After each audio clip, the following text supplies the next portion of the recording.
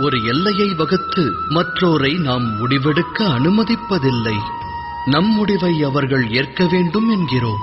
அதன் அர்த்தம் ஜகத்தில் அடுத்தவருக்கு எவரும் சுதந்திரம் தருவதில்லை.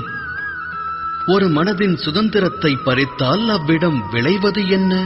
குரோதம், வேதனை அல்லவா? வகுக்கப்பட்ட எல்லை உடைக்கப்படும் போது வகுத்தவரின் மனமும் குரோதம் கொள்கிறது. நான் கூறுவது உண்மைதானே? ஒருவேளை மற்றொரு சுதந்திரத்திற்கு மரியாதை அளிக்கப்பட்டால் அதன் பிறகு எல்லை என்ற ஒன்றை வகுக்க வேண்டும் என்ற நிலை வராது.